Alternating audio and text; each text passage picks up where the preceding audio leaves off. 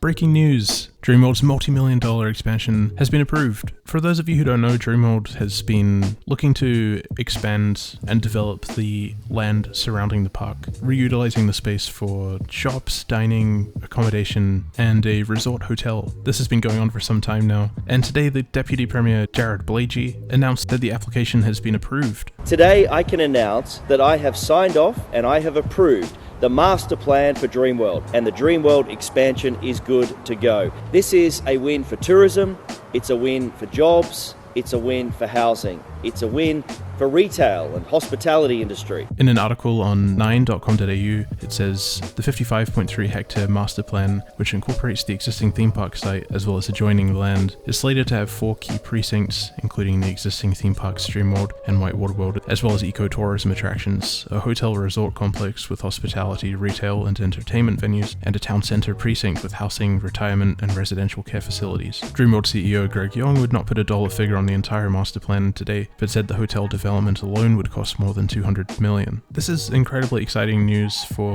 not just Dreamworld but also the Gold Coast area and Queensland as a whole, because the infrastructure surrounding this part of the Gold Coast is going to expand and build up and become much more accessible. At the moment there aren't really many hotels or accommodations for people to stay at close by to the theme parks themselves, and the infrastructure itself isn't really built up in a way at this stage where it's accessible for tourists on the way that I feel like it should be, especially when you compare it to a lot of other theme park attractions around the world. Usually the infrastructure surrounding those parks is built up with shopping and dining and things and accommodation very close by. If you look at Disney parks or Universal parks, there's usually a precinct directly outside of the theme park with everything you could need, and it sounds like this is sort of what they have in plan for the Dreamworld development. The Brisbane Olympics are coming up in 2032, which is just 6 years away now, so hopefully this development will be ready in time for the Olympics and the infrastructure will be ready to support a more global audience. It does sound like the roads will be upgraded to support the development as it progresses, which is good to hear as well, because the roads in that area do get quite congested, so I think it's sort of very important that gets upgraded as well. There are some photos as well on the articles showing the 4 precincts which will be part of the development, which is something I'm really looking forward to seeing the process of as they move ahead with this. I have heard a lot of people argue that at this stage Dreamworld doesn't have enough to do inside the park to benefit from having this sort of precinct built up around it, but I personally couldn't disagree more. I actually think Dreamworld has a lot to offer when you take into consideration the fact they've got Whitewater World and the animals as well at Dreamworld, and you also have to take into consideration the fact that they're not just visiting Dreamworld. That's not the only people they'll benefit from by being the first to have accommodation and a resort close at hand. People are visiting Movie World as well, and SeaWorld and Paradise Country and Wet n Wild and the Outback Spectacular, which currently don't really have accommodation as such. Paradise Country does have on-site accommodation, but that's more specialized, it's like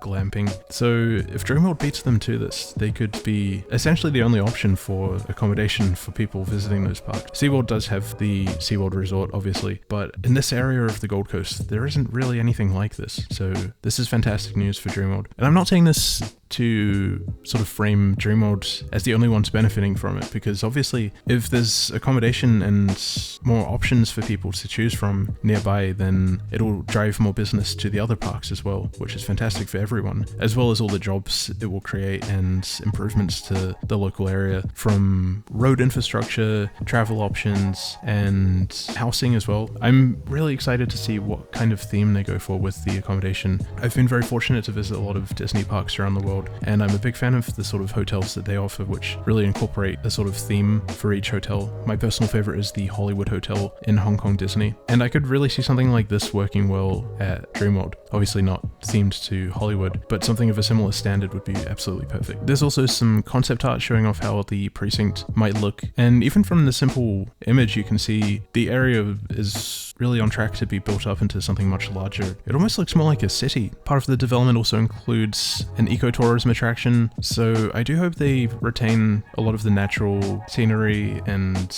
everything there without sort of just demolishing it and turning it into some industrial precinct. I don't think that will be the case. What do you think about Dreamworld's development going through? What aspect are you most looking forward to? Or are you more opposed to this rather than excited? What kind of theme would you like for the Dreamworld resort or hotel accommodation? Let me know down below in the comments. I did also visit Dreamworld separately for my first visit to Dreamworld since Christmas in July. The school holidays are over now and the park's back to normal. I was expecting it to be much more quiet, but I was surprised to find out that there was still a relatively good crowd there. Jungle Rush is reopened again after its extended maintenance period, which is a little bit of a mystery. It appears like some of the theming has decayed or fallen off or been taken away from the ride and is possibly currently being repaired. At the moment, the ride's covered with a kind of netting, which I think is to protect the rest of the theming. I was expecting it to look a bit worse when I heard about it, but honestly, it wasn't too bad. It is still a shame to see Jungle Rush sort of in a not quite so finished state. I popped into the queue to